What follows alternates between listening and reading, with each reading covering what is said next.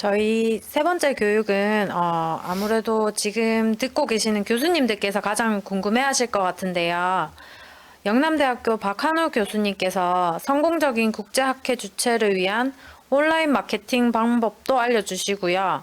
리서치 게이트라는 아카데믹 SNS를 활용한 연구자 간의 네트워킹 및 마케팅 활용 방법에 대해서 알려주신다고 하시니까 조금만 더 힘내서 들어주시기 바랍니다. 네, 방금 소개받은 박한우라고 합니다. 제가 오늘 여러분들하고 공유하고자 하는 것은 이제 국제학회 주최를 하면서 우리가 생각할 수 있는 이제 커뮤니케이션 이슈들에 대해서 한번 말씀을 나누고자 합니다.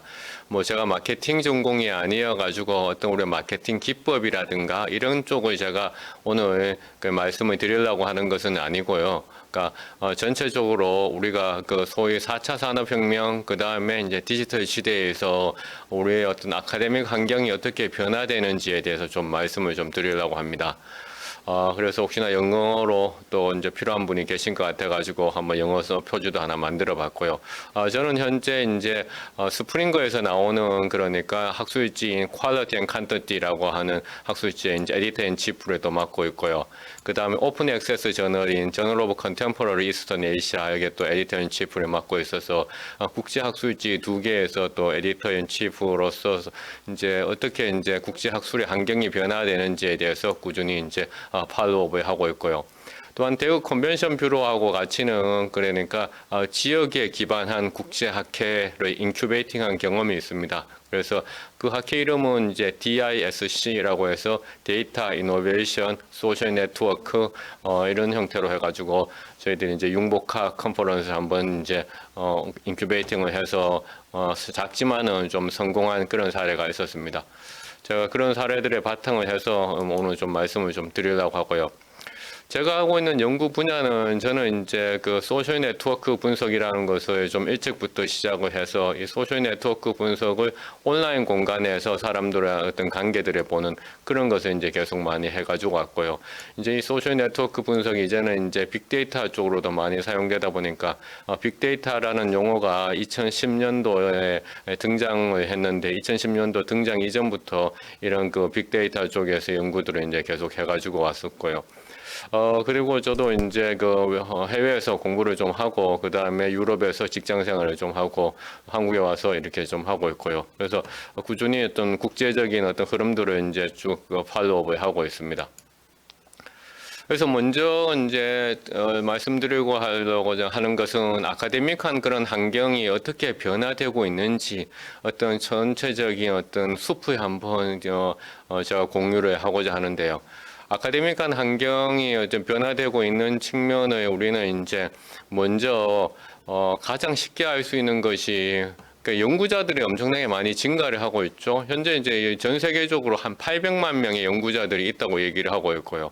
1년에 쏟아져 나오고 있는 논문 수가 한 300만 건 정도 됩니다. 그리고 이제 이것은 계속적으로 또한 증가를 하고 있죠. 그렇다면 이제 국제 학회를 하는 목적이라고 우리가 이야기를 한다면 이러한 그 많은 연구자들이 우리가 모여가지고 그러한 연구자들이 새롭게 그런 생산해내는 정보들과 지식들을 공유하고 그것을 통해서 또 나의 어떤 연구들을 업데이트 시키고 또한 그것을 통해서 우리 조직과 또한 그 국가의 어떤 그 R&D 역량을 높이는 것이지 않습니까? 그래서 제가 이제 그 현재 우리가 이제 4차 산업혁명이라는 것을 얘기하는데 이 4차 산업혁명에서의 어떤 흐름을 소위 말해서 4C, 4C, 4개의 C를 가지는 그런 단계를 가고 있다라고 이제 제가 정의를 좀 해봤는데요.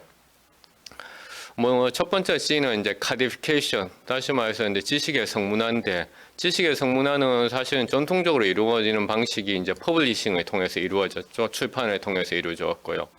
두 번째 C는 사실 이제 사이팅, 인용이지 않습니까? 그러면 지식의 성문화가 출판을 통해서 이루어진다면 다른 사람들의 어떤 그러니까 작업들을 그런 인정을 하는 것이 바로 이제 사이팅이죠. 그래서 두 번째 C가 있는 거고. 그래서 세 번째 C는 이제 뭐냐면 커뮤니케이션인데요. 결국은 지금까지 우리는 이런 그 카디피케이션하고 사이팅 두 가지를 되게 중요시 여겼는데 이제는 이런 커뮤니케이션 활동들이 새로운 어떤 아카데믹 환경에서 혁신적인 요인으로서 등장을 하고 있다라는 거죠. 그래서 이런 스칼러리한 학술적인 콘텐츠들도 이제는 온라인 환경에 적합하게 이제 큐레이션 해야 된다라는 것이죠. 그래야만이 소셜 미디어를 통해서 커뮤니케이션 될 수 있고요. 또 마지막은 결국은 코퍼레이션, 협동, 그러니까 협력의 관계가 되어 있다라는 거죠. 그래서 제가 여기 이제 퀄리티 앤 퀀티티의 그러니까 새로운 시대를 열면서라고 하는 에디토리얼에서 이렇게 적었거든요. Collaborate or fall behind. 지금의 시대는 과거에는 우리가 publish or perish라고 했죠. 출판을 하느냐 아니면 내가 좀 망하느냐 연구자로서. 그럼 지금 어떤 시대냐면 마지막에 그러니까 collaborate 다른 연구자와 협력을 하느냐 아니면 내가 뒤처지느냐라는 세상이죠. 학회를 하는 이유도 막 그렇죠. collaborate 하는 걸 하기 위해서 하는 거 있는 것입니다. 그래서 그런 측면에서 어떤 4C 이론을 이제 제가 이제 정리해서 얘기를 했는데 지금까지 우리는 전통적으로는 그러니까 이런 그 퍼블리싱하고 그다음에 사이팅하고 이 두 가지 요인에 초점을 맞춰 있다 보니까 우리가 알고 있는 ANI 서비스라고 얘기합니다. Abstracting and Indexing 서비스들도 거기에 초점을 맞추고 있죠.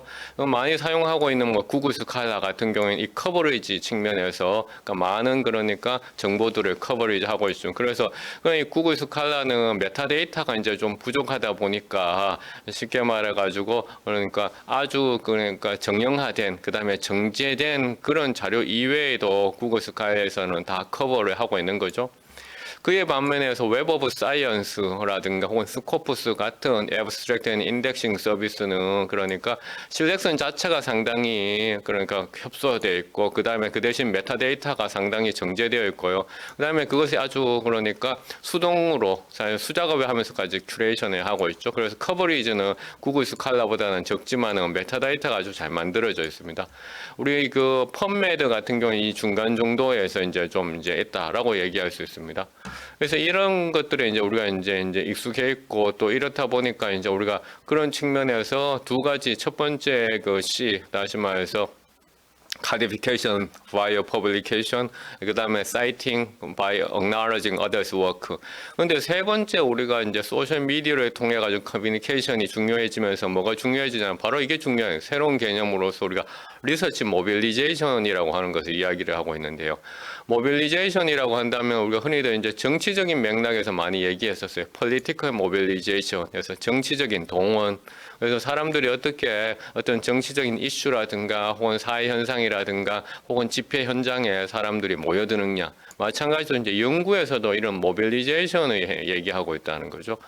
이러한 리서치 모빌리제이션의 하나의 수단으로서 또한 우리가 국제 학회를 또한 이야기를 하고 있는 거고요. 이런 리서치 모빌리제이션이라고 하는 것에 대해서 우리는 그 실체를 지금 같은 그러니까 디지털 시대에는 바로 외부 세계와 함께 테일러드 커뮤니케이션, 맞춤화된 커뮤니케이션을 해야 되는 거죠. 과거에 우리가 그러니까 퍼블리싱 같은 새로운 지식의 어떤 발견, 그 다음에 피어 리뷰를 통해 가지고 내 지식이 그렇죠 정당화되는 저스티피케이션 되는 이러한 시스템에 우리가 사로잡혀 있었다면 지식을 새롭게 발견하고 내 지식이 정말로 우수한 지식이라는 것을 저스티피케이션 정당화시켰고 그런 것은 사실은 이제 한번 하고 마는 일방적인 그런 방식이었죠. 지식의 생산 방식이. 그러나 이런 방식으로는 충분한 리서치 모빌리제이션을 가져올 수 없더라는 거죠. 어떻게 해야 되면 좀 더 상호작용성이 있어야 되고 좀 더 사람들한테 반응적 리스폰시브가 되어야 된다는 거죠.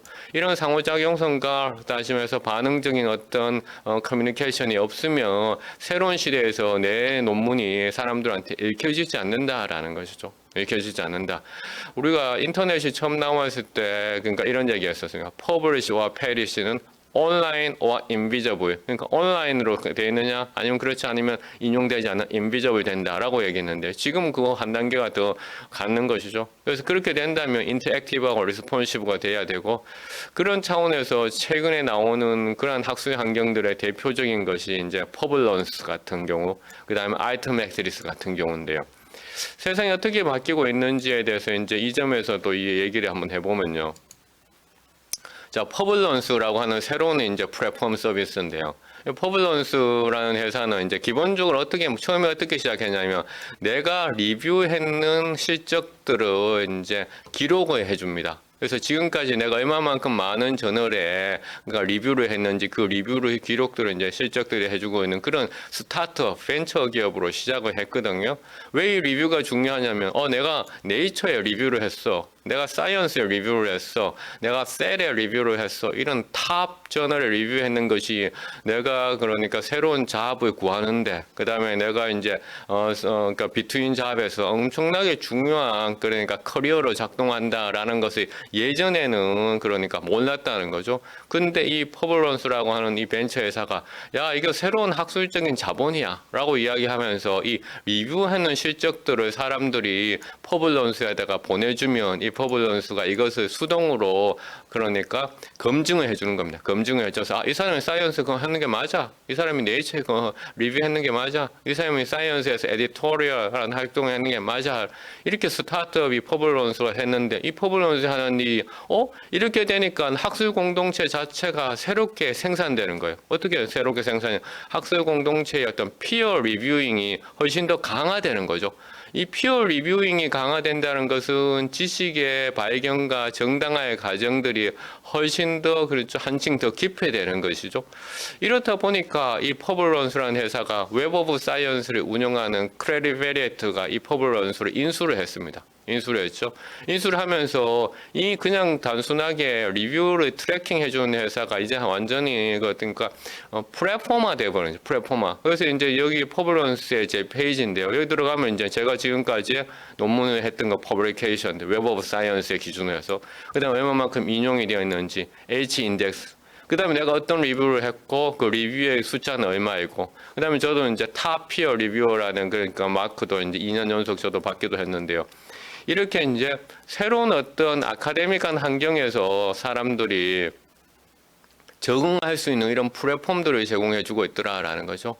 또 하나는 이제 뭐냐면 웹 오브 사이언스의 이런 사이테이션, 인용이라고 하는 것은 뭐 어떤 문제가 있느냐면은 연구자들끼리의 어떤 인용, 그래서 연구자가 다른 연구자를 어떻게 인정하느냐의 문제였지 않습니까? 그러한 그 전통적인 매트릭, 지표를 가지고서는 이 연구 공동체가 가지고 있는 지식 생산 활동을 충분히 측정할 수 없다라고 해서 대안을 제시한다라고 해서 대안이라는 의미가 영어로 이제 alternative이지 않습니까? 그래서 대안이라는 뜻의 alternative.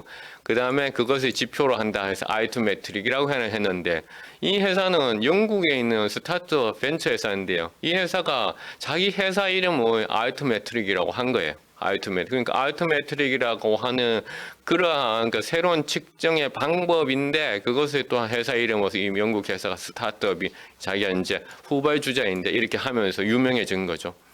그래서 이 사람들은 그러면 당신의 연구를 누가 지금 이야기하고 있느냐 했더니만 이제 출판사들 혹은 대학이라든가 연구소라든가 연구자들 혹은 그 연구비를 주는 펀딩 에이전시, 혹은 R&D의 전체적인 그 생태계라든가 인더스트리 이런 측면에서 이제 이 정보들을 이제 제공을 해주는 겁니다.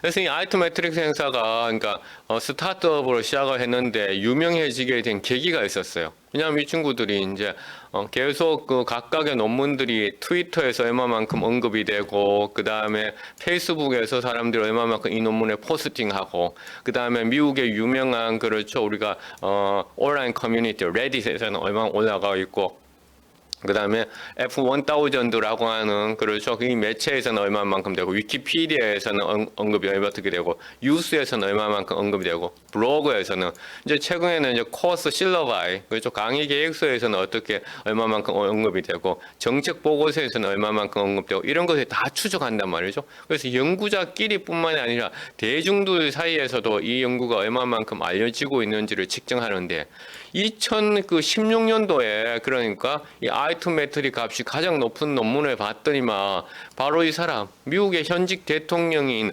오바마 대통령이 쓴 그렇죠 논문 그러니까 자마에 실렸던 그 자마에서는 미국의 자마에 실렸던 이 스페셜 커뮤니케이션 이 아티클이 가장 그렇죠 아이트메트릭 스코어가 높여냈습니다. 이렇게 되니까 이 아이트메트릭 도대체 뭐야?라고 관심사가 갑자기 쭉 올라가 버린 것이죠. 갑자기 쭉 올라가 버리고 이 아이트메트릭에 대해서 이제는 그렇다면 대학 평가 혹은 연구자를 평가하는데도 이 아이트메트릭을 써야 되는 거 아니냐 해서 영국의 RAE (Research Assessment Exercise) 같은 데에서 아이트메트릭을 도입을 하게 됩니다. 그래서 이제 아이트메트릭이라는 그 기법도 유명해지고 그 다음에 아이트메트릭이라는 이 회사가 이제 유명해진 게 된 거죠. 왜냐하면 아이트메트릭 회사가 이름을 그렇게 줘버렸는 거죠. 제가 최근에 이제 코로나 관계에서는 이 논문의 경우에도 저도 이제 이렇게 아이트메트릭에서 지수가 얼마가 되는지 또 누가 인용하는지 한번 보고 이제 계속 이제 저도 이렇게 추적을 합니다. 그러면서 이제 보니까 정책 보고서에서도 내 논문을 이렇게 이제 했고요.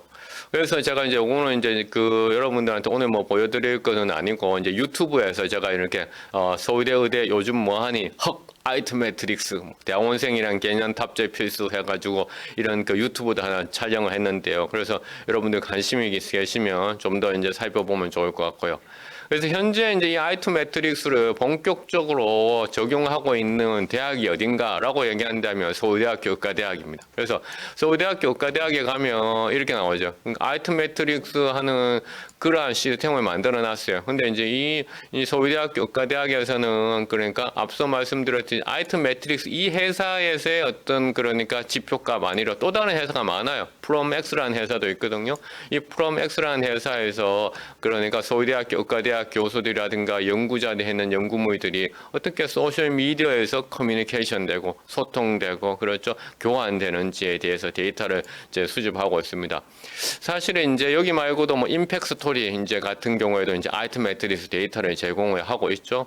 그러면서 서울대 의과대학의 이제 홈페이지에 가면 이제 그러면 아이트메트릭스한 이런 그 지표와 유사한 것 같지만 조금 다른 맥락 제가 오늘 또 말씀드리는 그러니까 SNS적인 성격이 강한 거 academia.edu 혹은 그렇죠 리서치게이트가 이런 것들도 좀 소개를 해놨고요. 그 다음에 이제 좀 더 이제 Abstract Indexing Service, Web of Science라든가 PubMed라든가 혹은 스코프스라든가 얘가 비슷한 것 같지만 조금 다른 사이트 YouLike라고 해가지고 이제 어떤 맥락에서 하는 이런 것들도 소개를 해놨습니다. 그래서 우리나라에서는 이제 대학에서는 서울대 의과대학이 가장 이제 아이트메트릭스를 통역하고 있다. 그래서 이 부분에서 제가 이제 리서치 모빌리제이션에 대해서 한번 좀 이제 다시 한번 더 개념적으로 한번 정립을 한번 해보려고 합니다. 자, 그럼 리서치 모빌리제이션이 뭐냐? 그러니까 어딥니까? 우리는 이제 타겟 오디언스, 그러니까 여러분들도 이제 논문을 이제 작성을 하고, 그 다음에 국제 학회를 하고, 그 다음에 저널을 발간하면서 뭘 생각하냐면, 내가 어떤 사람들한테 이것을 지식을 전달을 하고, 그렇죠. 내가 어떤 사람들한테 지식을 그렇죠. 교환하려고 하는지 타겟 오디언스가 있지 않습니까? 그럼 그 타겟 오디언스한테 그 도달을 해야 되는 거잖아. 그러니까 내가 어떤 것을 발견했는지. 도달만 하는 거라는 것은 일방적인 전달이었어요. 예전에 내가 퍼블리셔 했으니까 당연히 그냥 다 알아서 읽어보겠지라고 생각하는 거죠. 그런데 이제는 그게 아니라 인게이지를 해야 된다는 거죠. 인게이지라는 것은 우리가 이제 서로가 뭔가 관계를 맺고 뭔가 서로 참여할 수 있도록 하는 거죠. 커넥트를 해줘야 되는 거예요. 커넥트 하려고 그러면 어떻게 합니까? 내가 쓰는 논문을 내가 내 트위터에 올리고 내 페이스북에 올리고 그렇죠. 코스 실러바에 넣고 정책 보고서에도 넣고 뉴스페이퍼에도 하고 그렇죠. 그렇게 되면 내가 하는 것들이 어떻게 좀 더 사람들한테 잘 이해가 될 것이고 결과적으로 그러면 이런 리서치 모빌리제이션을 통해서 가져올 수 있는 건 뭐죠? 우리가 학성기처럼 그러니까 앰플리파이 하는 거죠. 내 연구들이 훨씬 더 많은 사람들한테 확산되죠. 이 확산된다는 것은 결국은 뭘로 돌아오느냐? 결국은 뭡니까? 사이테이션으로 돌아오는 거죠. 피인용으로 돌아온 거고 이 사이테이션으로 돌아온다는 것은 곧 임팩이라는 거죠. 그렇다면 국제학회를 개최한다면 이 국제학회에서 내가 이 국제학회에 어떻게 리서치 모빌리제이션을 그렇죠 통해 가지고 이 국제학회를 프로모션할 것인가를 이제 생각을 해야 되는 거죠. 그래서 이런 것에 또 전문적으로 해주는 회사들이 생겨나고 있어요. 쿠도스라고 하는 회사도 이제 그런 측면의 회사거든요. 이런 스타트업들이 이런 그 학술 분야의 어떤 이런 그 디지털한 스타트업들, 그 다음에 이제 조금은 규모가 큰 디지털 사이언스 같은 그런 회사들도 많아지고 있습니다. 지금요. 그래서 지금 우리가 예전에 그냥 아까 논문을 써서 투고를 해서 그 다음에 있으면 누가 알아서 인용해 주겠지라는 그 시대는 완전히 벗어나는 거죠. 그다음에 내가 리뷰하고 있는 활동까지도 나의 학술적 자본으로 하고, 그다음에 누가 나의 분야에서 가장 리뷰를 많이 하고 있는 사람들이 이제 찾아낼 수 있는 거죠. 그래서 좀 더 그러니까 구체적으로 그런 학술 채널들을 한번 이제 들어가서 좀 이야기를 좀 해보면 또 좋을 것 같습니다. 이제 해보면 네이처에서 이제 이게 사실은 이제 우리가 아주 그러니까 파이오닝 혹은 세미나 한 그 조사였는데, 네이처에서 2014년도에 이제 이런 조사를 했어요. 2014년도가 이제 어떤 시대냐면 우리가 페이스북이 2004년도에 만들어졌거든요. 그러니까 페이스북 10주년이죠. 2014년도가 SNS 10주년이에요. 그러니까 10주년인데, 그럼 야 네이처가 뭐 페이스북이 어떻게 사용되는지 관심 없죠? 왜? 페이스북이 뭡니까? 네이처랑 아무 상관이 없잖아요. 그럼 뭐 연구자들이 그러면 SNS를 어떻게 사용하는지는 관심 있잖아요. 왜냐하면 페이스북이 10주년이 된 2014년도니까. 그래서 연구자들이 그러면 이 SNS를 가지고서 어떻게 컬래버레이션, 앞서 제가 말씀드렸듯이 이제는 collaborate or fall behind의 세상이잖아요. 그럼 연구자들, 과학자들이 어떻게 소셜 네트워크를 하는지 조사를 해봤는데, 이 사람들이 너무 흥미로운 걸 찾은 거예요. 뭐냐면은, 페이스북, 트위터, 링크드인 같이, 그렇죠? 이와 같은 우리 일반적인 SNS, 범용 SNS죠. 보다는, 좀 더 학술적 맥락에서 만들어진 SNS라는 리서치 게이트라든가 어카데미아 EDU 같은 것들이 훨씬 더 사람들이 많이 사용하면서 과학자들이 사용하면서 소셜 네트워킹을 하고 있더라라는 거죠. 그다음에 이제는 이제 참고문은 그냥 정리만 해주는 그런 소프트웨어라고 생각했던 맨들레이라든가 엔드노트라든가 이런 것들이 참고문은 하는 그냥 우리가 정리만 해주는 그런 단순한 그런 소프트웨어가 아니라 이것을 통해서도 연구자들이 막 연결이 되고 있구나라는 것을 찾은 거죠. 그래서 이제 네이처에서 이것을 2014년도에 특집으로 실어댔어요. 그러면서 이제 이 분야에 대한 관심을 이제 가졌는데요. 이제 이게 이제 지금 가장 이제 그 연구자들이 하는 거예요. 리서치 게이트. 그래서 저도 이제 페이스북에 제가 접속하는 시간만큼이나 이 리서치 게이트에 이제 접속을 많이 하는데요. 이 리서치 게이트에 접속하면 일단 나한테 이렇게 메일들이 와 있습니다. 누군가 나한테 이제 내가 모르는 사람들이 이제 메시지를 와가지고 하고 또 어떤 나한테 이제 어떤 논문을 보내주세요라고 이제 요청을 합니다. 그 다음에 제가 이제 또 제가 했는 또 논문들을 이제 올리기도 이제 하고요. 그래서 제 소개를 이렇게 하고 있고요. 그 다음에 이제 내 연구가 뭔지 얘기하고 내 경험이 뭔지 하고, 그러면 앞서 얘기했지 개인 플랫폼처럼 내가 가지고 있는 여러 가지 활동을 다 통계 지수화해서 이제 보여주고 있는 것이죠.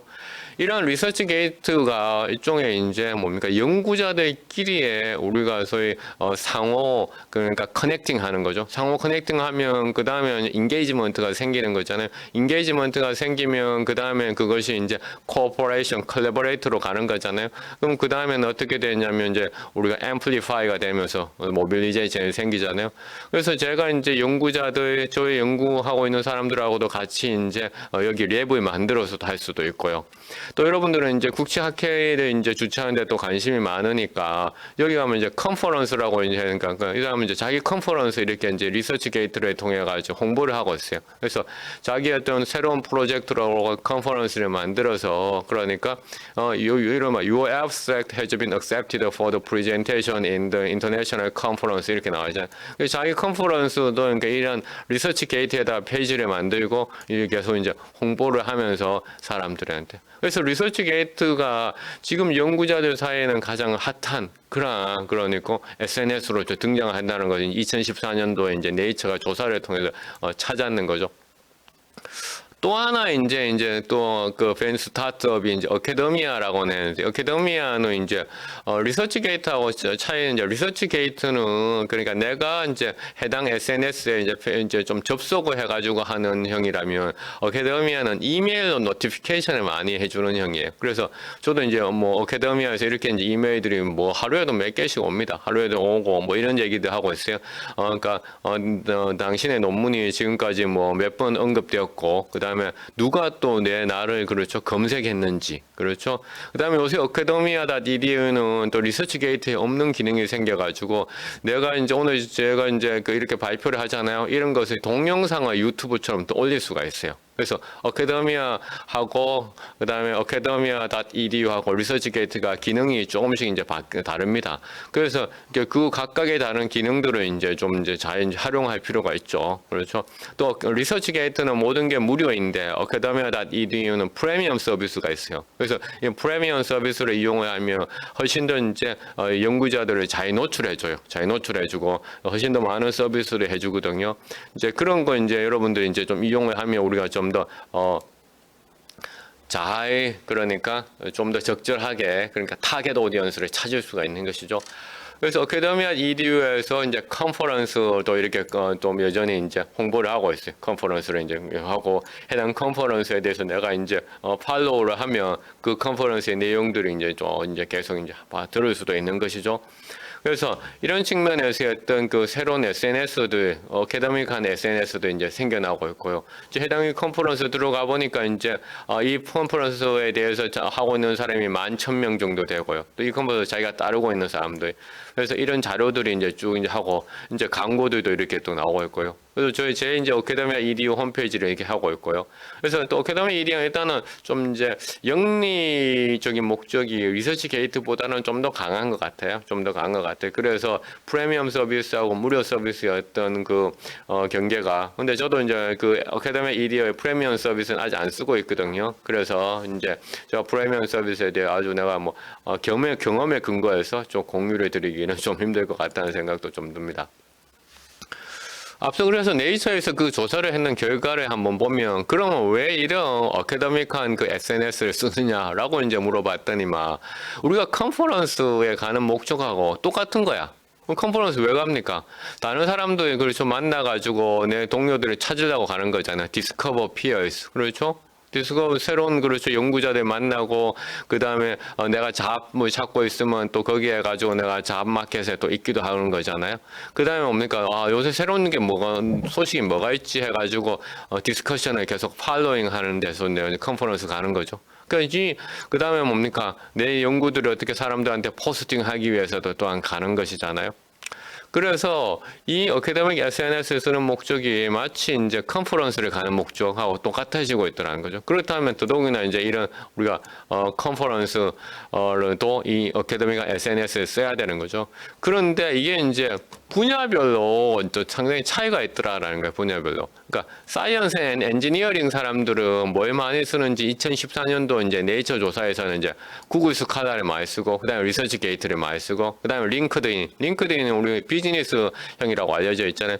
근데 소셜 사이언스 사람들하고 이쪽에서는 구글 스칼라 그다음에 페이스북 링크드인 해서 리서치 게이트가 페이스북보다는 2014년도에 그러니까 사이언스 엔지니어링 사람들보다는 적게 쓰고 있었어요. 그러니까 이 분야마다 그러니까 어떤 거를 많이 쓰느냐. 어카데미.edu는 그러니까 순위가 좀 밑에 내려와 있잖아요. 밑에. 근데 소셜 사이언스는 어카데미.edu가 리서치 게이트 바로 밑에 있으니까. 그러니까 분야마다 그래서 내가 국제학회를 하는데 내 분야에 있는 사람들이 어떤 걸 많이 쓰는지가 좀 더 여러분들이 아셔야 되겠죠. 특히나 이제 사람들이 이제 그 쓰는 이유에 대해서 이런 얘기를 이제 그 네이처에서 실었는 거 보면 이런 얘기하고 있어요. 리서치 게이트는 그러니까 자기한테 매번 스트레스를 준다는 거야. 왜?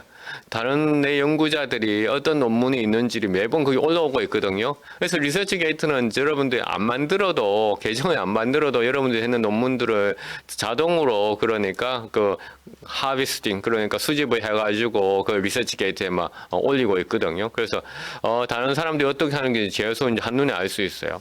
그 다음에 이제 또 리서치 퍼포스에 그러나 좋은 커뮤니티다라는 이런 그 후기를 달리고 있죠. 어카데미아 EDU는 또 뭐가 좋으냐면은 이제 내가 옛날에 그러니까 발행됐던 논문이어가지고 다른 사람들한테 이 논문을 알릴 기회가 없었어. 그런 것도 좀 알릴 수도 있고 그 반대도 옛날 한 뭐 1950년대 발행된 논문인데 그 논문도 찾을 수도 있고요. 그렇죠. 맨들레이는 좀 참고문헌 서비스적인 그런 측면이 강하지만은 다른 연구자들이 어떤 논문을 그러니까 내 분야에서 많이 인용하고 있는지 또한 알려주거든요. 그런 측면에서도 상당히 이제 도움이 되는 거죠. 그다음에 컨퍼런스 하는 사람들의 입장에서는 실시간 중계하는 데서 트위터가 넘버원입니다. 분야에. 그래서 여기서도 그러니까 컨퍼런스 세팅에서 트위터가 가장 extremely useful 하다는 얘기를 하고 있잖아요. 그래서 컨퍼런스에서는 이 해시태그를 만들어서 트위터로 이렇게 하는 것을 가장 이제 사람들이 선호하고, 링크드인은 비즈니스 SNS인데 요새는 이제 이 R&D하고 그다음에 R&D가 이제 사회 문제 해결형으로 바뀌고 가 있잖아요. 그러면서 이제 이 R&D가 일반인들하고 어떤 접촉면에 많이 늘리면서 이 링크드인에 대한 또 수요가 많이 늘어났어요. R&D 측면에서요. 그다음에 페이스북은 그러니까 사적인 용도가 더 많았다.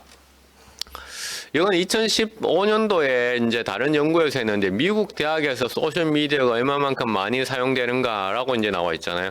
이제 여기 보면 페이스북의 경우도 막 계속 증가를 하고 있고, 트위터도 증가를 하고 있고, 링크드인도 이렇게 증가하고, 유튜브 이만큼이나 그렇죠. 갑자기 이제 조사하고 돼 있잖아요. 그래서 이런 SNS는 사실은 법용 SNS도 대학에서 이렇게 많이 사용하고 있는데요. 또 다른 조사를 해보니까 이제 이 재밌는 게 이게 사용을 하고 있는데 그러니까 하이어 에듀케이션에서 소셜 미디어를 사용하고 있는데 내가 워크 목적으로 업무 목적으로 그냥 퍼스널 퍼포스. 근데 페이스북 보세요. 파란색 퍼스널 퍼포스가 훨씬 더 많은 거죠. 퍼스널 퍼포스가. 그런데 트위터라든가 링크드인 같은 경우에는 워크 퍼포스하고 퍼스널 퍼포스가 거의 비슷하고, 링크드인 퍼스널 퍼포스와 워크 퍼포스가 좀 더 높아요. 그 다음에 보세요. 사람들의 환경 자체도 스마트폰의 경우에는 퍼스널 퍼포스가 더 많아. 근데 랩탑은 워크 퍼포스가 많아요. 그럼 컨퍼런스 홈페이지도 뭐냐면 랩탑을 위해 훨씬 더 많이 해야죠. 데스크탑도 그러니까 워크 퍼포스가 많잖아요. 태블릿은 뭡니까? 퍼스널 퍼포스가 많잖아요. 그래서 우리가 컨퍼런스 홈페이지를 만들 때도 랩탑하고 데스크탑에 더 최적화가 되는 것이 중요하겠죠. 왜? 그쪽이 워크 퍼포스가 더 많다라고 하는 것이 이제 그 대학 구성원들에 대한 설문조사였는데요. 자, 이거는 또 흥미로운데, 우리나라 같은 경우는 사실은 뭐 대학교 교직원에 대해서는 행정만 한다 해서 리서치하고 별 상관없다 생각하는데, 해외 대학 같은 경우는 이런 산학협력단이라든가 이런 쪽에서도 와서 발표를 막 하고 해요. 컨퍼런스에 나와가지고. 그래서 이 어떤 그 리서치 어드미니스트레이터도 되게 중요하거든요. 그래서 여기는 어카데믹한 사람들하고 리서치 어드미니스트레이터, 왜냐하면 해외 대학 같은 경우는 교수인데 자기가 어드미니스트레이터로 이제 자리를 굳혀서 티칭은 하지도 않고 계속 이제 어드미니스트레이터 딘을 한다든가 바이스 딘을 한다든가 체어를 계속 한다든가 이런 사람도 있잖아요. 그래서 연구자인데 어드미니스트레이터 행정가인 사람들 꽤 많잖아요. 그래서 그걸 조사해서 했다면 흥미롭게도 어카데미.edu는 어드미니스트레이터가 훨씬 더 관심이 많았어. 리서치 게이트는 어카데믹한 그 순수 어카데믹들이 훨씬 더 많이 사용했어요. 나머지 이제 것들이 많이 이제 이렇게 많습니다. 이런 그 플랫폼이라든가 혹은 미디어라든가 채널이. 그다음에 여성과 남성을 또 보니까 리서치 게이트는 핑크색, 그렇죠? 핑크색 해가지고 그러니까 남성이 좀 더 많이 썼었어요. 어카데미아 이디오는 피메일하고 메일이 거의 비슷하게 사용됐어요. 그러니까 분야마다도 그러니까 선호하는 것이 좀 다르고, 그 다음에 성별로도 더 다르고, 또한 직종에 따라서도 좀 다르다라는 것을 했어요. 요거는 이제 제가 했던 조사였는데요. 우리가 이제 상위 1% 연구자라고 얘기하잖아요. 뭐 HCR이라고 하죠. Highly Cited Researchers. 그래서 Web of Science에서 이제 이러한 그 Highly Cited Researcher 상위 1% 연구자들 발표하잖아요. 그래서 우리나라 정부에서도 뭐 HCR을 그러니까 숫자를 늘리기 위해서 되게 노력하는데요. 그러면 소위 말 이 사람들이 탑 리서처인데, 이 탑 리서처 그룹에서는 얼마만큼 이러한 그 새로운 디지털 채널들을 활용하는지를 이제 분야마다 사용해 보니까 역시 지오사이언스, 엔지니어링, 플랜트 앤 애니멀 사이언스, 매스매틱스, 머티리얼 사이언스, 케미스트리 이쪽 이런 순위도 이제 사람들이 이제 소위 말해서 탑 사이언티스트들이 이제 리서치 아이디를 많이 사용하고 있고, 역시나 이쪽에 소셜 사이언스인 이코노믹스나 비즈니스, 사이콜로지하고 이쪽은 좀 적게 사용을 하고 있었어요. 의외로 컴퓨터 사이언스의 탑 1%들이 위에 있는 지오 사이언스나 엔지니어링보다 적었어요. 국가별로 보니까 역시나 미국 연구자들이 이런 새로운 환경에 대한 분야 되게 빠른 것 같아요. 미국의 탑 연구자들, 중국도 마찬가지, 오스트레일리아도 마찬가지죠. 그다음에 이 10위까지 보면 영국, 독일, 사우디아라비아, 스위tzer랜드, 재팬, 싱가포르, 캐나다, 한국 없잖아요. 한국은 그만큼 이렇게 새로운 어카데믹한 그러한 채널들에 대해서 우리가 수용이 낮은 거죠. 그러니까 리서치 모빌리제이션이 잘 일어나지 않는 거예요. 아직까지 트러디셔널한 그런 측면에서 머물고 있는 것이죠. 탑 리서처마저도 그러니까. 제가 이 시점에서 물을 잠깐 좀 마시겠습니다.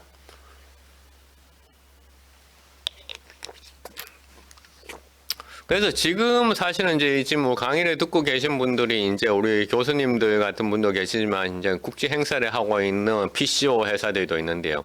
이제 우리나라 PCO 회사들의 가장 이제 아쉬운 면이 뭐냐라고 얘기한다면 이제 뭐냐면 행사 위주라는 거예요. 행사. 그러니까 그 행사를 안에 있는 소프트웨어, 다시 말해 컨텐츠를 채우는 데 있어서 좀 이제 아쉬운 면들이 많다. 왜?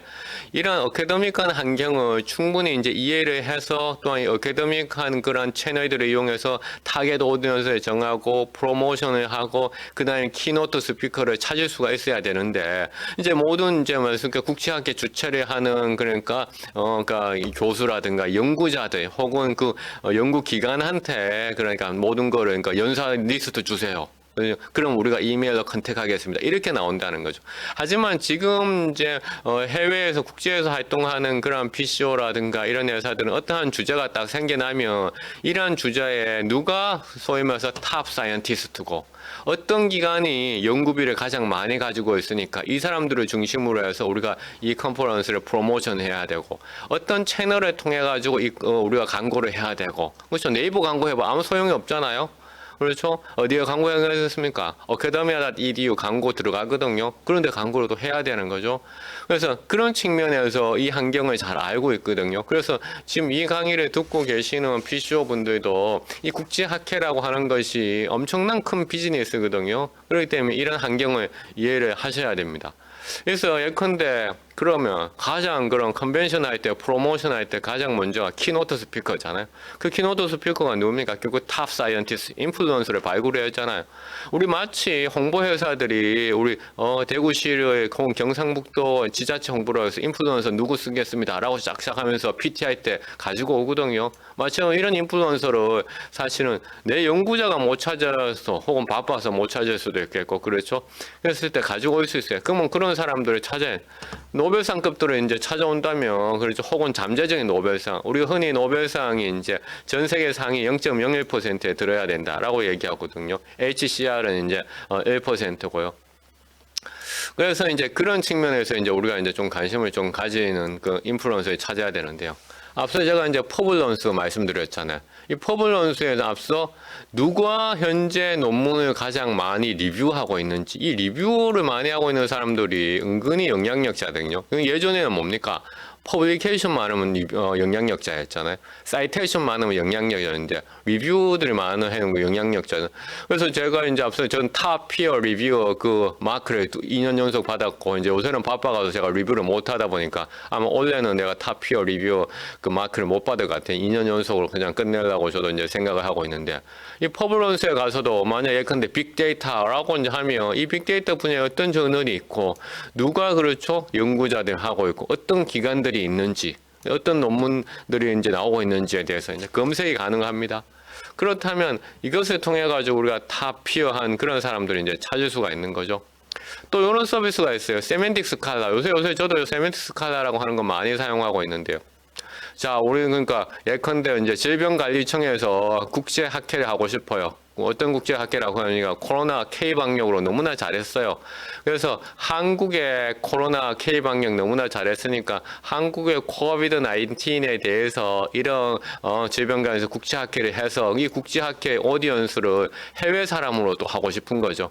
그러면 일단은 뭡니까? 한국의 코비드 19에 대해서 어떤 논문들을 했는 사람들이 있었는지에 대해서 발굴을 해서 질병관리청에다 계획을 딱 짜서 가져가야 되잖아요. 세미닉스 칼라가 이렇게 검색을 해봐서 코비드 19, 그 다음에 사우스 코리아라는 두 개의 단어가 들어있는 논문들이 어떤 논문들이 있느냐. 하여튼 5,590개 있었어. 그런데 이쪽에는 메디컬하고 헬스 사이언스가 많은데 좀 K 방역에서 소시알러지 쪽으로 좀 해보겠다. 그래서 필드 오브 스터디를 소시알러지로 선택을 했어요. 그 다음에 여기에 가면 뭡니까? 가이언드 수, 그 다음에 피인용 수, 사이테이션, 혹은 가장 영향력 있는 페이퍼, 혹은 최근의 수 해가 했어요. 그래서 했더니만 이거 또 제 자랑을 또 하나 해야 되겠는데. 그래서 했더니만 이제 요렇게 이제 소시알러지 분야에서 코비드-19 사우스 코리아라고 했더니만 이제 Conversation and Medical Use Frame on Twitter 해가 제가 저널 오브 메디컬 인터넷 리서치 임팩트 팩터 5.0짜리인데 저도 5.0에 처음 요번에 신어봤는데요. 여기에 이제 제가 이제 일저자로 해놓은 논문이 이제 첫 번째로 검색이 딱 되더라고요. 저도 오늘 처음 알았어요. 이거 자료 만들면서. 그래서 소시알러지 분야에서 그래서 이렇게 이제 어떤 그 사람들이 이 분야의 논문들을 하고 있는지 해서 딱 짜서 이제 질병관리청에다 갖다 주면 이 질병관리청 그럼 이런 국제학회 해볼 수 있겠구나 이렇게 나오는 것이죠.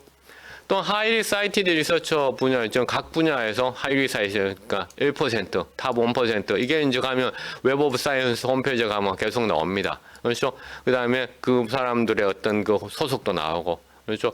그런 것을 찾을 수 있고, 최근에는 이제 HCR이 그런 웹 오브 사이언스가 탑 1%니까 스탠포드 대학에서 탑 1%보다 우리 한 번 더 이 풀을 넓혀보자 해서 탑 2%. 그렇죠. 그래서 2%에 소속한 연구자들의 목록을 발표했어요. 스탠포드 대학 팀이.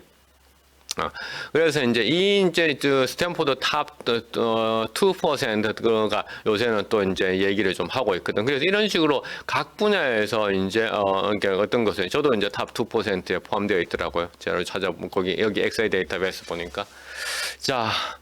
그래서 이제 이 PCO 분들도 이제는 그냥 이제 행사를 단순하게 대행하는 것이 아니라 국제학회를 기획을 해서 이 국제학회를 그렇죠. 그러니까 충분히 모빌리제이션을 할 수 있다. 그 다음에 이런 사람들이 우리 지금 분야를 잘 쓰니까 여기에 대해서 충분히 돈을 투자할 수 있다라고 얘기를 해야 되는 거죠. 그렇다면 어떻게 해야 되느냐? 저는 이제 우리 마케팅, 우리 언론정보학에서도 이 마케팅 커뮤니케이션을 가르치는데요. 마케팅의 기본은 원론적인 얘기지만 STP이지 않습니까? 세그멘테이션.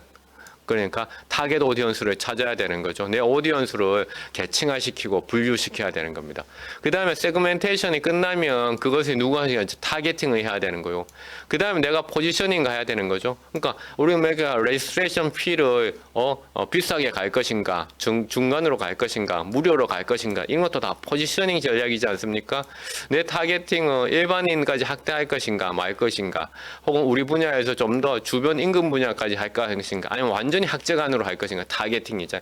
세그멘테이션, 그렇죠. 내 이 분야들을 그러니까 좀 더 세부적으로 나눌 것인가, 세그멘테이션 하는 거죠. 그래서 내 타겟이 퍼블리셔, 그렇죠. 출판사들, 혹은 유니버시티, 대학이라든가 연구소인지, 혹은 연구자들도 뭡니까? 시니어급 연구자들 대상으로 하는 것인지, 주니어급 연구자. 그러니까 저는 이제 지금 2003년도에 영남대학교 왔으니까 저는 이제 시니어급 연구자로 이제 밝겠는데 예전에는 주니어급. 그러니까 주니어급 연구자들이 관심 갖는 컨벤션하고 시니어급 연구자들이 관심 갖는 거하고 좀 틀리거든요. 그다음 그레이저 스튜던트 틀리죠. 그 다음에 뭡니까? author, 다시 말해서 논문을 실제로 최근에 계속 쓰고 있는 연구자가 있고, 논문을 요새 별로 안 쓰지만은 계속 그래도 세상 돌아가는 것을 알고 싶어 하는 그런 리더적인 성격인 연구자들도 있어요.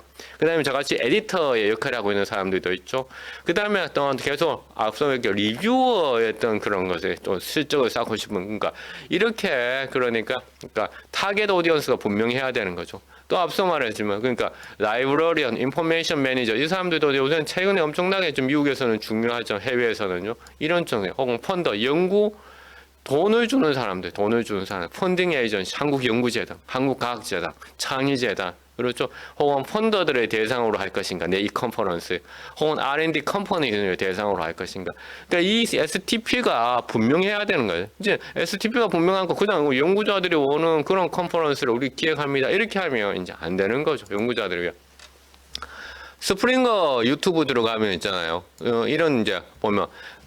STP가 분명합니다. STP가 각각의 동영상 하나를 하면서 예컨대 이건 이 동영상은 라이브러리 앤 인포메이션 매니저들을 위한 것이다. 이 동영상을 이 연구자, 리서처를 위한 것이다.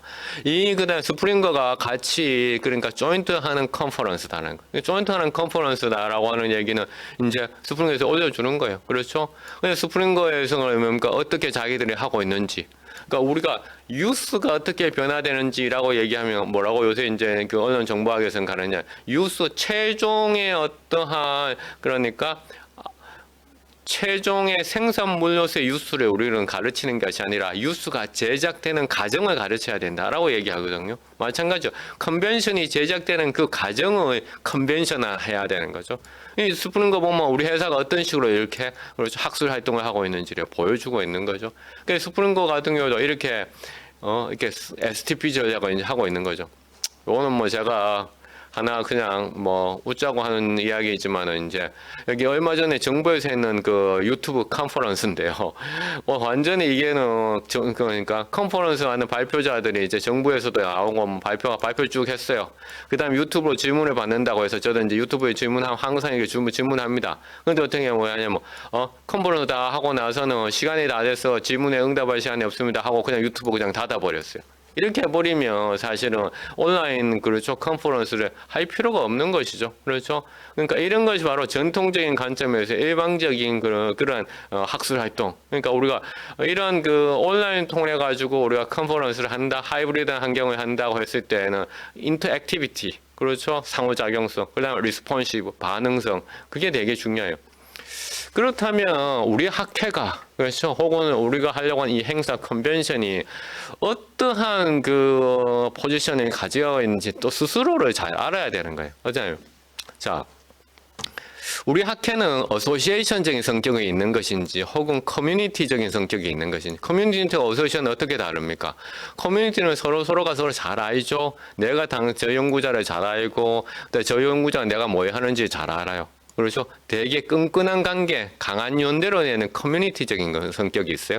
어떤 학회는요, 어소시에이션 성격이 가져요. 그러니까 너무나 방대해, 사람들이. 멤버도 많아, 국가도 많아. 이렇다 보니까 이해관계 집단적인 성격을 가지고 있어요. 갤러리죠, 갤러리. 그렇죠. 오디언스죠. 커뮤니티는 뭐죠? 멤버들이죠, 멤버죠. 그래서 제가 지금 하고 있는 우리 학회는 이제 세계 트리플 헬릭스 미래 전략학회 한국말 대극기인데 영어로 와테프라고 하는데 우리가 평생 회원이 한 100명 정도 됩니다. 우리는 커뮤니티 성격이에요. 커뮤니티. 100명 정도 되고 커뮤니티 성격이에요. 우리는 어소시에이션을 지향하지 않습니다. 우리는 커뮤니티 성격을 지향을 하고 그래서 우리는 소위 말해서 가족탕이라고 얘기합니다. 대중탕이 아니라. 그렇죠? 우리 학회에 가서 어떤 성격인지, 컨벤션 어떤 성격이 알아요.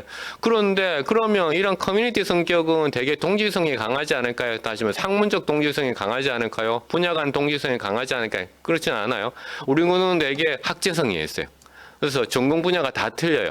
전공 분야가 다 틀려. 그런데 우리가 이 커뮤니티 성격이 있어요.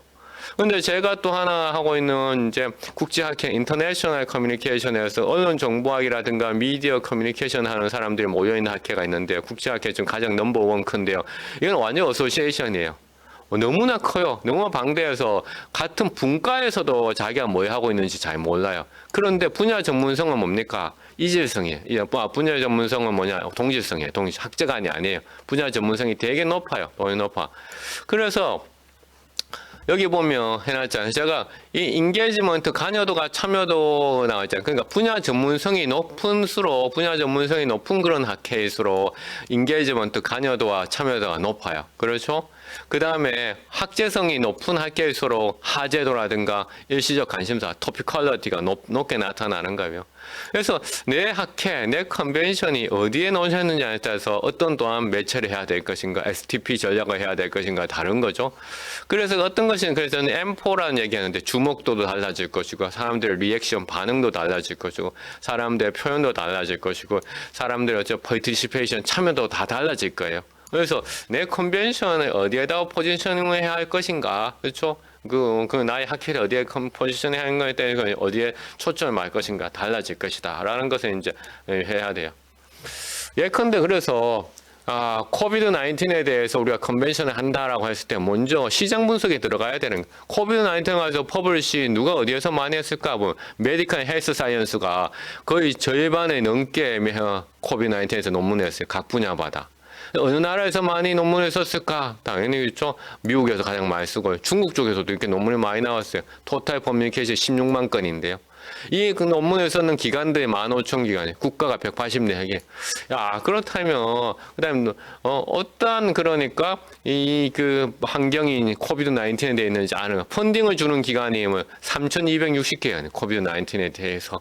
이 펀딩을 주는 기관들이 되게 중요하죠. 이 펀딩을 주는 이 기관들이 정말 컨퍼런스에 등록 하나가 정말 그냥 일반 개인 멤버십을 하는 사람들의 등록 하나보다 훨씬 더 비싸잖아요. 펀드 오거니제이션이 어디에 있는지. 그러면 이 사람들을 어떻게 유치해서 등록하도록 만들어야 돼. 이런 시장 환경에 대한 분석이 필요한 거죠.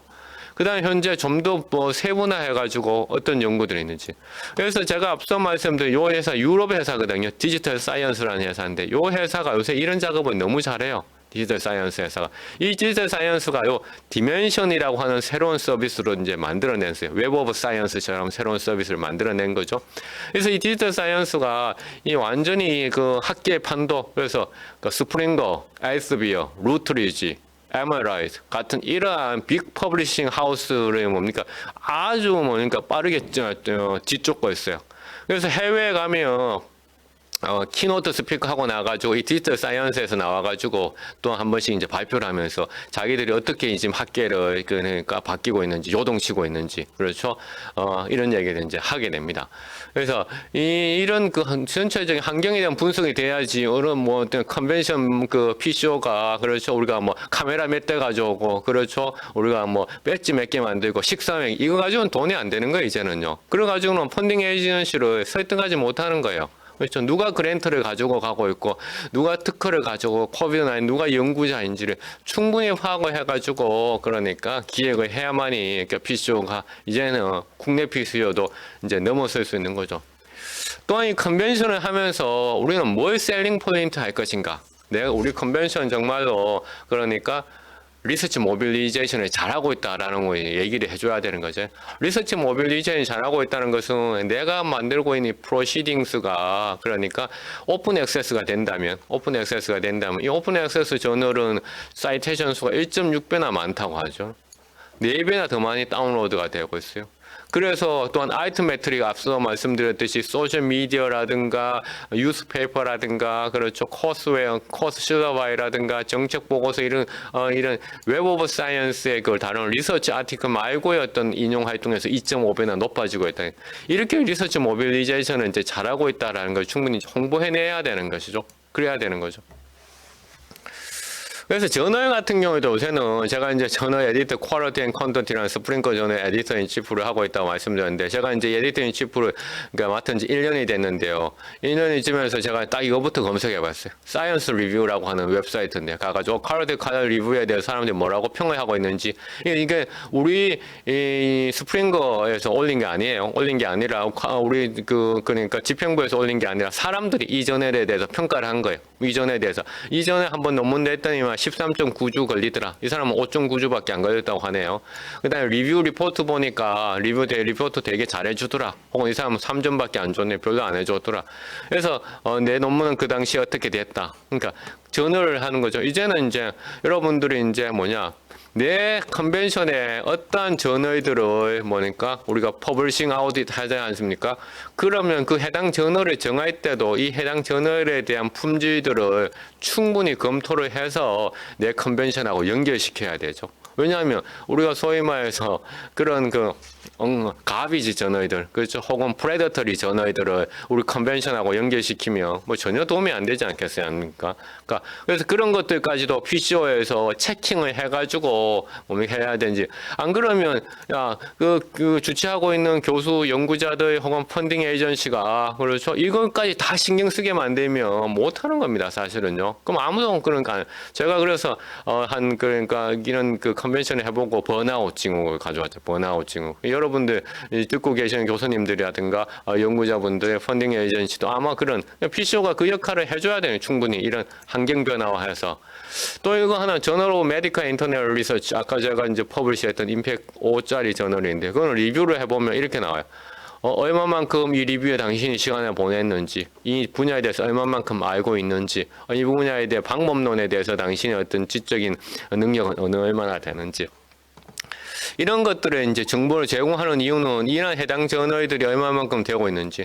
그다음 앞서 제가 링크드인은 이제 비즈니스 SNS라고 했는데 요새는 이제 연구 R&D 자체가 우리나라도 그렇지만 사회 문제 해결형으로 바뀌고 있잖아요. 그러면서 리빙랩이라고 하는 것이 이제 뜨고 있는데요. 이제 리빙랩이라고 하는 것이 뜬다는 얘기는 그만큼 우리 연구들이 이제는 아카데믹한 그 순수한 퓨어리 아카데미아를 이제 넘어서고 있잖아요. 이렇다 보니까 링크드인에서 프로모션하는 컨퍼런스 갈수록 많아지고 있어요. 링크드인은 줌보다 훨씬 더 좋은 게 사람들의 오디언스의 반응들을 할 수 있는 채널들이 훨씬 더 많아요. 줌은 그것 해봐야 뭐 박수 치고 그렇죠, 손 들고 그렇죠, 이거밖에 없잖아요. 링크드인은 사람들이 반응할 수 있는 그러니까 이모지가 한 10개 정도 됩니다. 이 컨퍼런스 볼까요? 지금 3월 9일날 개최되는다 하는데 벌써 19,000명, 거의 2만 명 정도 참석하겠다고 했고요. 오늘만 해도 99명이 더 증가를 했어요. 그렇죠? 리서치 인더스트리에서도 이만큼 이제 오고 있다는 그런 거죠. 그래서 링크드인이 많이 하고 있고요. 또 하나 이제 요새는 이제 새로운 환경에서 이제 이거는 대구에서 했는 그러니까 대구시 하고 이제 대구 테크노파크에서 있는 공공기관에서 했는 그러니까 컨퍼런스였는데 공공기관에서 했는 컨퍼런스인데 그래서 코로나의 관계에 대해서 이제 어떻게 각국이 그 극복을 잘했는지를 했는 그 컨퍼런스였는데 이 컨퍼런스에 당연히 이제 뭐 해외들을 이제 초청을 할 수 없으니까 줌으로 했었죠. 그래서 줌 사전 녹화했는 줌으로 했는데 제가 이제 이것을 이 친구 싱가포르에서 발표했는 사람이었는데요. 이 연사를 제가 이제 개인적으로 이제 그 컨택을 해줘가지고 이제 발표를 하게 됐는데 그래서 제가 이제 캐롤 순이라고 하는 연사였는데요. 캐롤 순한테 네가 지금 이렇게 한국의 대구에서 발표하는 장면이 이렇게 화면으로 나오고 있어라고 이제 페이스북에다 하나 올려줬어요. 캐롤 순을 태깅 해가지고 그랬더니만 이제 캐롤 순이 이 태깅을 딱 보고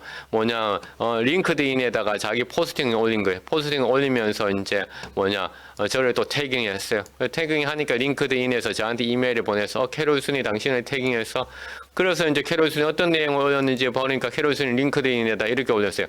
내가 자기는 지금 두 개의 나라에 그러니까 있다라는 거죠. 이게 사이언스 픽션일까? 그렇지 않다라면 코비드 19으로 자기가 했던 발표가 이렇게 되고 있다. 그러니까 이렇게 연구자들도 이제는 이런 새로운 환경에 이제 적용을 하고 있는 거죠. 그렇다면 뭐 PCO도 그렇지만 이런 뷰로 같은 경우에도 이렇게 새로운 환경에 적용할 수 있도록 학회도 좀 많이 지원해 주면 돼야 되는데 어떤 걸 지원해 줄 수 있을까 싶으니까 이제 예전에 우리가 이제 그 2020년도 작년인데 벌써요. 비대면 종교 활동 지원해가지고 온라인 방송 지원, 데이터 지원 이런 것도 현재는 이제 또 정부에서 했었어요. 그래서 뷰로 같은 이런 사실은 이제 그 중간에 미들하는 그 기관들도 뭐 데이터 바우처 사업이라든가 AI 바우처 사업에서 학회가 이제 좀 더 이런 새로운 환경에서 컨퍼런스를 할 수 있도록 또한 지원을 해줘야 되고 그런 지원을 또한 요청을 해줘야지 또 공공기관은 움직이지 않습니까, 여러분들?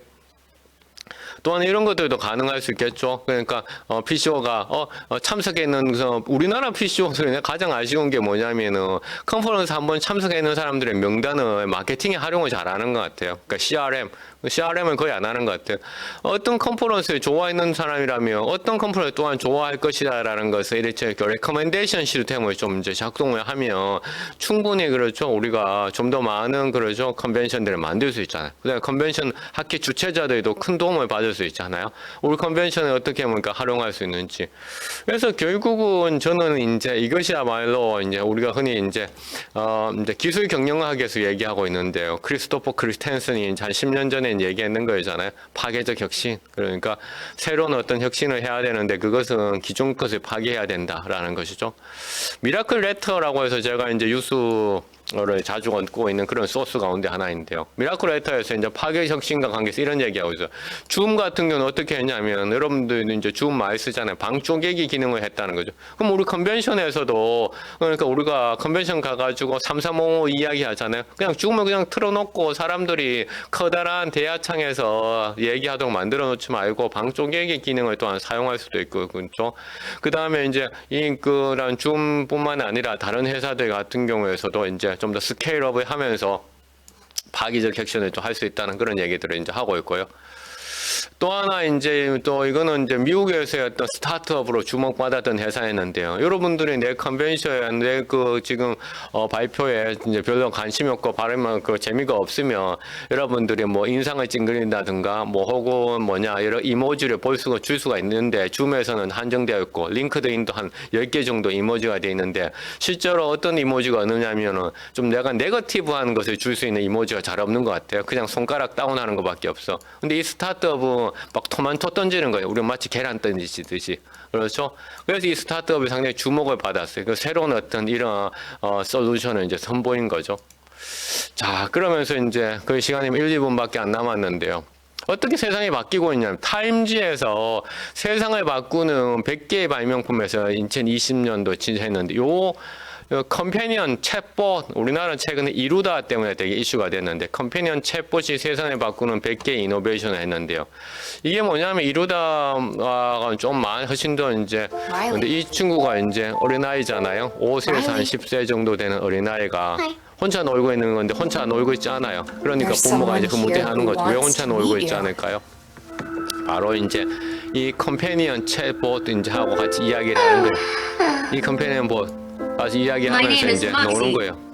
이 컴패니언 챗봇이 여러분들 넷플릭스 보는지 모르겠는데 넷플릭스에 보면 이제 블랙미러라고 하는 사이언스 앤 픽션 드라마가 있어요. 저는 이제 그거 가끔씩 이제 보면서 소셜에 인용하는데 거기 보면 이 컴패니언 챗봇이 나오는데요. 그 컴패니언 챗봇을 2020년에 이 회사가 실현을 시킨가요? 이게 한 200만 원 정도 하는 것 같아요. 그래서 이 컴패니언 챗봇을 통해 가지고 이 친구가 이제 하는 거죠. 우리가 새로운 어떤 환경에서 버추얼한 환경에서 사람들이 어떻게 변하겠어요? 컨퍼런스에 참여했는데 행잉아웃 해야 되는 거죠. 컨퍼런스 왜 갑니까? 당연히 행아웃하고 술 한잔하고 와인하고 칵테일 파티하고 해야 되잖아요.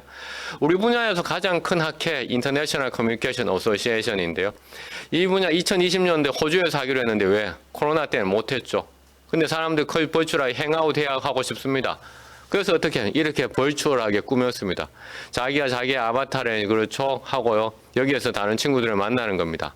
그 다음에 퍼블리셔들한테 여전히 퍼블리셔들의 어떤 전시 공간 만들 수 있어. 그래서 전시 공간 만들어줬죠. 총회 이렇게 했습니다. 총회를 이렇게 이제 또 하게 된 거죠. 그 다음에 발표 비디오로 뭡니까? 내가 동영상을 찍어서 올리면 사람들이 여기에 대해서 이제 또 와서 들을 수가 있는 것이죠. 이렇게 버추얼한 환경을 통해 가지고 컨퍼런스 하고 있는 게 2020년 호주에서 이렇게 해서 이제 성공을 했죠. 그래서 이제 발표도 이렇게 이제 하게 되고.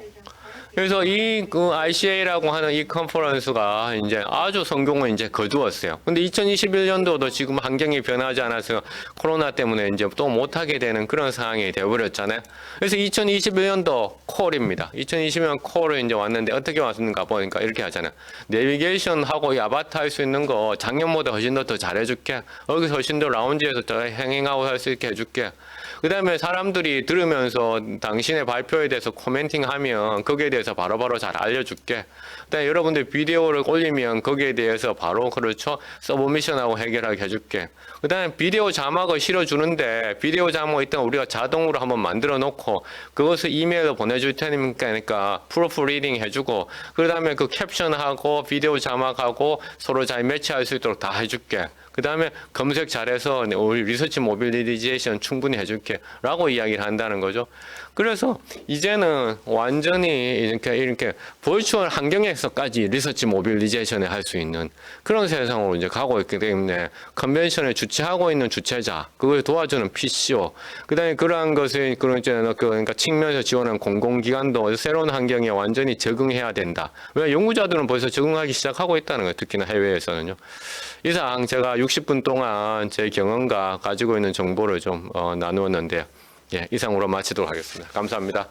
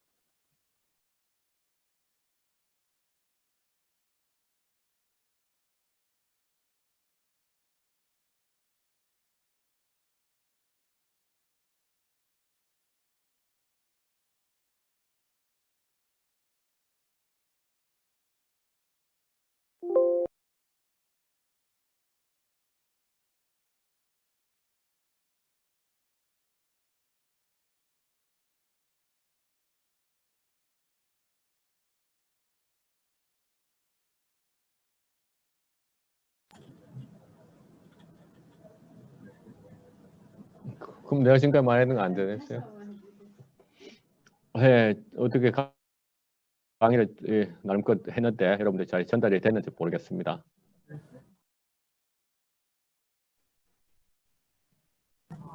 교수님 강의가 너무 재밌었어요. 아, 사투리 너무 많이 써가지고 네, 네.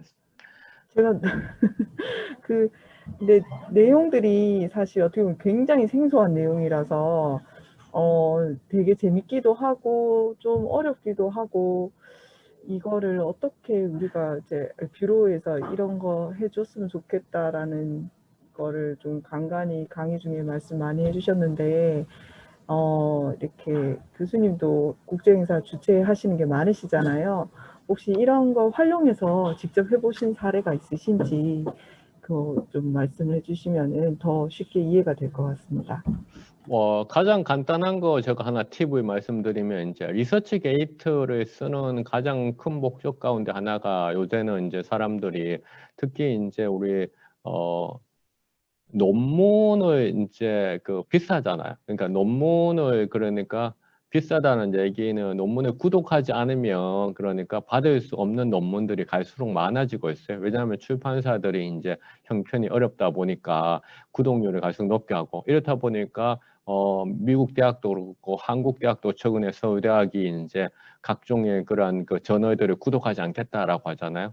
이렇다 보니까 연구자들이 해당 논문을 읽고 싶은데 이 논문을 이제 못 구하는 거죠. 그래서 리서치 게이트를 통해 가지고 논문을 이제 보내달라고 하는 연구자들이 상당히 많아요. 그거 답장하는데 제가 그러니까 한 20개 정도 답장을 하는데 제가 이제 하나의 팁이라고 말씀드린 그 답장을 할 때 저는 항상 프로모션을 합니다. 무슨 프로모션을 하냐면 내가 이러이러한 사람이고 그다음에 내가 이러이러한 일을 하고 있다라고 답장을 하면서 그러니까 내가 만약에 지금 국제 행사를 주최한다면 이런 국제 행사가 있으니 꼭 한번 체크해봐라. 그러면 그 사람은 자기가 논문을 또 파일을 또 받아서 좋고 논문 파일을 받은 데 대한 주면서 내가 또 국제 행사를 한다고 알려주니까 거기에 대한 고마움으로써 또 그 국제 행사에 더 많이 또 관심을 가지고 읽게 되더라고요.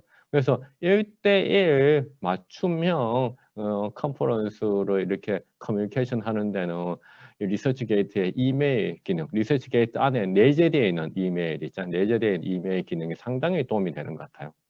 네.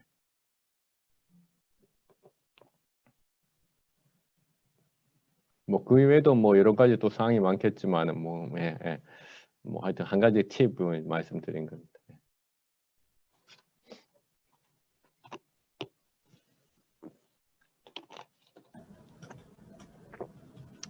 네, 질문이 별로 없으시는 건 두 가지 이유인데요. 하나는 강의가 너무 안 좋아서 또 하나는 강의가 너무 좋아서인데 질문이 너무 없으니까 약간 좀 겁이 나네요. 네, 교수님, 저기 대구경북과학회의원 최영수라고 합니다. 네, 안녕하세요. 네, 질문이 없다고 하셔서 별로 안 중요할 것 같은 질문인데 하나 드리고 싶은데 링크드인도 그렇고 리서치 게이트도 그렇고 소개 잘 해주셨는데 이게 사실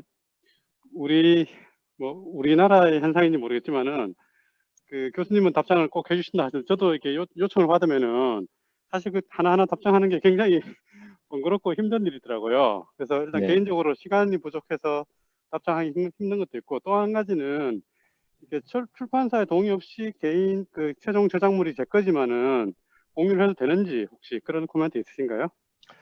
먼저 그 저작권 이슈는 저는 이제 답장할 때 항상 for private use only라고 그렇게 답장을 하거든요. 그래서 이제 1대1로만 쓰고 다른 데 쓰지 마라라고 얘기하고 그 다음에 출판사에서 이제 우리가 프리프린트는 이제 또 퍼블릭하게 그 레포지토리에 넣어도 되잖아요. 그러니까 그러니까 프리프린트 경우에는 또 이제 또 자유롭게 이렇게 또 배포를 할 수도 있고요. 그래서 이제 저작권 문제는 그렇게 좀 피해갈 수밖에 없지 않을까라고 생각을 합니다. 그래서 일단은 완성된 버전, 그러니까 동일한 버전을 그러니까 모든 사람이 사용할 수 있도록 공개만 안 하면 저작권 문제는 해결이 되는 것 같다. 그 대구 경북과학기술원 디지스트가 리서치게이트에 홈페이지가 있나요? 예, 있는 걸로 알고 있습니다. 예, 예. 그러니까 요새 이제 다른 이제 해외 대학들은 이제 리서치 게이트에 이제 학교 인스티튜셔널 홈페이지를 운영하고 있고, 카이스트 같은 경우도 좀 잘하고 있고요. 예. 카이스트의 특정 학과가 잘하고 있죠. 예. 그러니까 그런 형태들을 좀 하고 있고, 아이트 매트릭스에서도 이제 요새는 인스티튜셔널한 그 계약을 해가지고 특정 그 기간하고만 이렇게 이제 좀 아이템 매트리스를 계속 추적해가지고 보고해주는 그런 서비스를 또 하고 있거든요. 예. 네.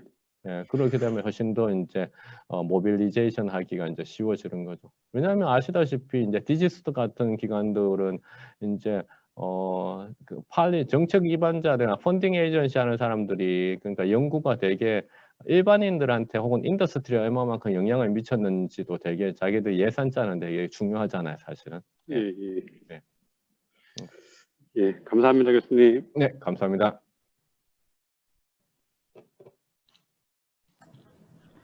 그러면 교수님 아까 그 PCO 쪽에도 그리고 컨벤션 뷰로 쪽에도 이렇게 뭔가 해야 할 일들 어떻게 보면은 저희한테는 뭐 이쪽 업계에 계신 분들한테는 새로운 신사업이 될 수 있는 부분들을 많이 제안을 해주시긴 하셨는데 이제 그 제안해 주신 거에 좀 좁힌다 치면 뭐 이런 마케팅을 교수님들께서는 다 바쁘시니까 하시는 그런 역할들을 뭐 컨벤션 뷰로에서 한다든지 아니면은 뭐 저희 그 PCO에서 어떤 저희가 하면은 서비스가 될 거고 그런 PCO에서 하게 되면 어떤 거기도 부가적인 이제 어떻게 보면 유료 서비스가 될 텐데 그것들이 좀 그 한국의 특성상 그게 정말 어떤 가능성이 있을까? 이게 너무 한국 사람들 좀 특별한 어떤 그런 게 있으니까 그렇게 사업성이 있을까 하는 그런 부분들이 좀 의견을 주시면 좋겠습니다. 예, 그러니까 뭐 저 같은 경우에도 아까 우리 디지스트 뭐 질문하신 분처럼 제가 리서치 게이트에 시간을 보낼 수 있는 시간이 제한적이거든요. 그래서 그런데 제 조교 가운데 대학원생 가운데 제 대신에 리서치 게이트에서 뭔가를 해줄 수 있는 만한 사람은 좀 찾기는 힘들어요. 왜냐하면 영어가 좀 있으니까. 그래서 만약에 그 컨벤션 뷰로 같은 곳에서 국제학회를 이제 주최한다고 했을 때 국제학회의 가장 키맨의 그 리서치 게이트 홈페이지를 계속 이제 관리해 주거나 그것을 조금 프로모션 해주면 좋죠. 뭐 가장 먼저 이런 게 있겠죠. 예컨대 그러니까 제가 지금 그 논문을 그러니까 한 100여 편 썼는데 제 논문 100여 편 정도가 그러니까 리서치 게이트에 다 안 올라가 있거든요. 그거 일일이 다 업로드하는 것도 상당히 일이거든요. 거기에다가 그것을 또 다른 사람들한테 하는 거. 그러니까 지금 앞서 제가 말씀드렸듯이 법령 그러니까 지자체 홍보라든가 일반 기업의 그러니까 홍보 회사들이 기업의 홈페이지를 대신 관리해 주잖아요. 기업이 SNS를 대신 관리해 주잖아요. 그렇다면 학술 SNS를 대신 관리해 주면 되는데 이 학술 SNS를 대신 관리해 주는 그러한 그걸 한 번도 해보지 않았다는 거죠. 왜 사용을 해보지 않았기 때문에. 학술 SNS 자체도 구성이 어떻게 되는지도 잘 모르잖아요. 그러니까 이런 것들을 대신 관리해 주는 것 자체가 그리고 중요한데 이제 그다음에 예컨대 대구 컨벤션 뷰로라든가 뭐 고양 컨벤션 뷰로라든가 이런 데 행사를 하면 또 그 해당한 국제 컨벤션 홈페이지만 만들지 어카데미아 EDU라든가 리서치 게이트라든가 혹은 뭐 링크드인 내에서 또한 그 노출을 만들지는 않잖아요. 그러니까 그런 것들도 이제 중요를 한 거죠. 그리고 이제 누구한테 이메일을 보낼 것인가라고 했을 때 그것도 앞서 제가 말씀드렸듯이 인플루언서들을 또 찾아야 되는 거죠. 분야별로.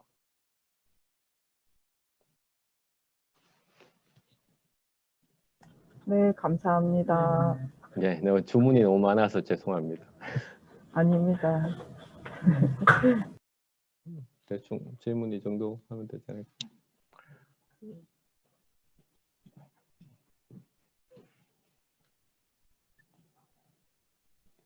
예, 지역 PCO가 저는 뭐 이게 그러니까 시작이라고 생각해요. 왜냐하면 제가 이제 언론정보학과로서 이제 2003년도에 영남대학교 이제 처음 왔을 때 앞서 얘기했 2004년도에 우리가 페이스북이 나왔잖아요. 근데 이제 페이스북 2004년도에 나왔는데 지금 페이스북 마케팅 해주는 홍보 회사들의 수준이 상당히 높아요. 왜냐하면 사람들이 그만큼 페이스북이 뭔지를 그러니까 크래킹 한 거죠. 리버스 엔지니어링 한 거잖아요. 지역 PCO도 마찬가지로 이런 아카데믹한 SNS가 뭔지에 대해서 지금도 충분히 스터디하고, 그렇죠? 아카데미아 환경이 어떻게 변하는지, 그 다음에 구글 스칼라라든가 웹 오브 사이언스라든가, 그렇죠? 이런 걸 충분히 스터디하면, 이 채널들을 하면 충분히 지역 PC 업체들이 그러니까 올라올 수 있다고 생각해요.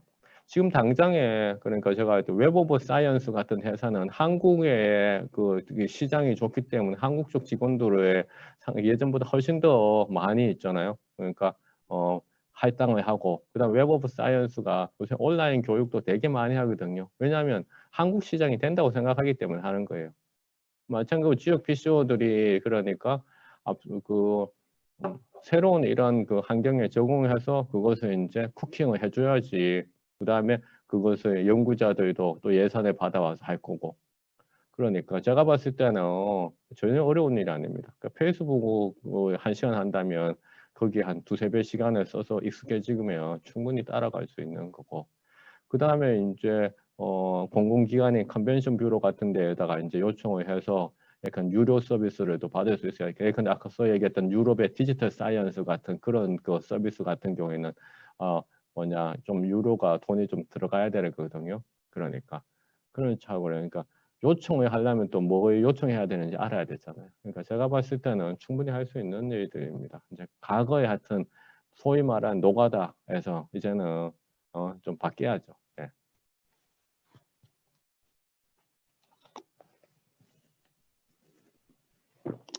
이상 제가 오늘 여러분들 이렇게 온라인으로 만나가지고 뵙게 돼서 반갑고요.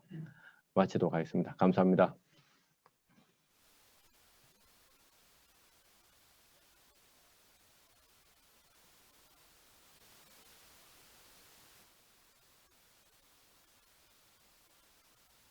모든 분-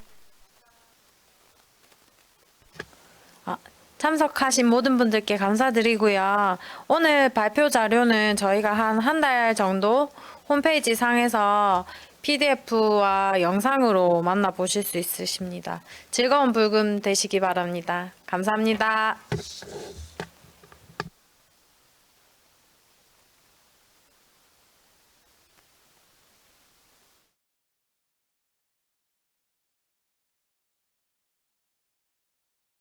코로나19 신규 확진자가 450